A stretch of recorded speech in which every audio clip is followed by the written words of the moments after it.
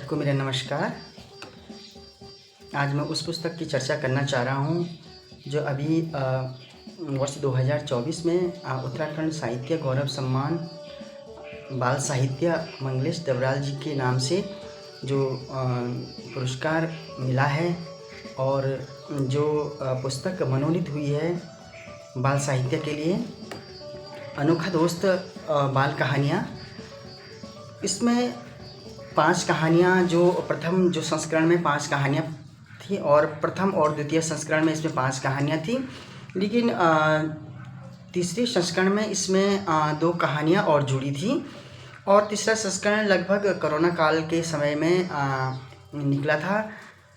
प्रथम और द्वितीय संस्करण तो काफ़ी जो सम्मानित पाठकों के बीच पहुँची और काफ़ी पसंद की गई थी और उन्हीं का आशीर्वाद, उन्हीं का स्नेह रहा कि इस पुस्तक को एक बाल साहित्य के रूप में उच्च कोटि का जो मनोनीत की गई है और इसको पुरस्कार के रूप में लिया गया है।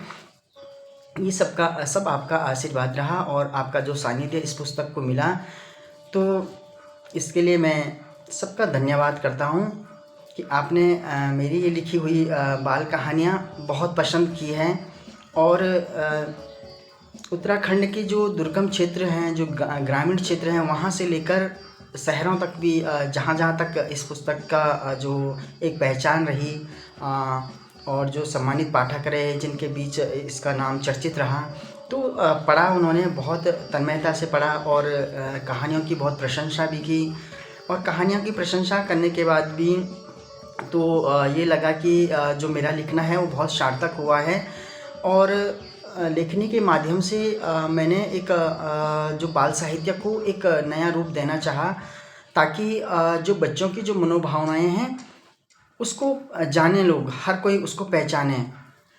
इस चीज़ को, इस क्रम को मैंने तोड़ना चाहा कि जैसे हम पहले अपने दौर में भी जो राजा रानी की कहानियाँ या जो चिड़ियों की कहानियाँ इस तरह से पढ़ते थे, वो भी अपने आप में एक जानकारी के लिए बहुत ज़रूरी है कि एक बच्चे को उस चीज़ का ज्ञान करवाना कहानी के माध्यम से, वो एक अलग सी बात है और उसकी एक पहचान कराना वो भी एक कहानी का एक दौर है, एक जो विधा है वो थी। लेकिन जहाँ तक मुझे एक लगा कि जब हम भी अपने बचपन के दौर से गुजरते थे तो मुझे इन चीज़ों का एक एहसास हुआ कि हर कोई बड़ों की बातें करता है लेकिन बच्चों की बात तो कोई करता ही नहीं है। उसके मन में क्या है, वो क्या चाहता है, उसका एक वो अपने आप को किस रूप में देखता है और वो किन चीज़ों से गुजर रहा है, उनकी मनोदशाएं क्या हैं। तो इन चीज़ों को मैंने बहुत बारीकी से देखा। पहले तो अपना बचपन देखा, लेकिन तीसरे संस्करण में आते आते और आने वाली जो मेरी कहानियाँ हैं वो आधुनिक बच्चों की जो मनोदशा हैं उसको भी देखा। तो इन मनोभावों को इस पुस्तक में लेने का मेरा यही जो एक उद्देश्य था कि हम बच्चों को समझें, बच्चों पे अपनी जो भावना है या अपना जो अधूरी चीज़ें हैं उन पे बच्चों पे ना थोपें, उनका भी अपना एक जो समस्या है, प्रॉब्लम है, उनको जानें, उनकी जो कोमल भावनाएं हैं। लेकिन जो उस दौर के बच्चे हैं और आज दौर के बच्चे हैं, बहुत सारी परिवर्तन हो गया। उस दौर के बच्चे काफ़ी आर्थिक तंगी से गुजरते थे और हर चीज़ को समझते थे, अपने साथ साथ अपने घर की जो प्रॉब्लम है उसको भी समझते थे कि मेरे माता पिता किस दौर से गुजर रहे हैं और हमें क्या करना है, किस तरह से आगे निकलना है। लेकिन आज का जो बच्चा है, थोड़ा सा उसके पास सुविधाएं काफ़ी हो गई हैं, मतलब ऐसा नहीं कि सुविधाओं की उसके पास कमी है। आज जो अच्छे से अच्छी स्कूलों में हर माता पिता अपने बच्चों को पढ़ाना चाह रहे हैं और उसके प्रति एक अलग से जो समर्पण है बच्चे के प्रति, वो सब है। लेकिन उस दौर में इतना ज़्यादा नहीं होता था, क्योंकि अब गांव की बात करें हम तो गांव में गांव का जो बच्चा है कितनी दूर उसकी स्कूलें होती हैं, फिर उसके बाद माता पिता के पास बहुत सारा काम होता है, वो उतना ज़्यादा बच्चों पे ध्यान नहीं दे पाते हैं और उतना ज़्यादा बच्चों को समझ भी नहीं पाते हैं, क्योंकि वो अपने काम में इस तरह से व्यस्त रहते हैं। उनका बस ये रहता था कि बच्चों को खाना खिलाना और उनको स्कूल भेजना और वहाँ तक ले आना। ये माता पिता का अपना संघर्ष है। क्योंकि बच्चों का पालन पोषण भी बहुत बड़ी जिम्मेदारी है। लेकिन जो उनका जो पठनीय कार्य है, बस माता पिता इतना तक कहते कि बेटा पढ़ ले, लेकिन उतने में ही बच्चा समझ जाता था कि मैंने पढ़ना है। और पढ़ना कोई अच्छी चीज़ है, इसका मतलब पढ़ना एक अच्छी चीज़ है जिससे हम अपना जीवन बेहतर बना सकते हैं।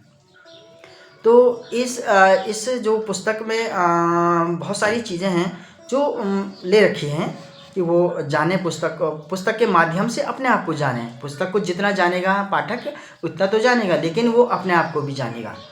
तो अनोखा दोस्त की जो कहानियाँ हैं बहुत ही मार्मिक हैं, बहुत ही कोमल हैं। और ये कई जो आलोचक हैं और जो पाठक भी हैं, उन्होंने जब इस पुस्तक की बात पहुंचाई तो मुझे भी अच्छा लगा कि मैंने तो एक बहुत ही सरल तरीके से लिखा था कि मुझे ये पता नहीं था कि कौन क्या, मतलब इसका क्या होगा क्या नहीं होगा और ये इतने बड़े लेवल पे जाएगी।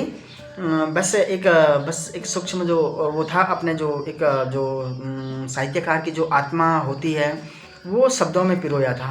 तो उस आत्मा को जो एक झंझोड़ समाज के जो बच्चे हैं और युवाओं की भी समस्या है, युवाओं की समस्या को मैंने कोई अपना सा उपन्यास में लिया हुआ है।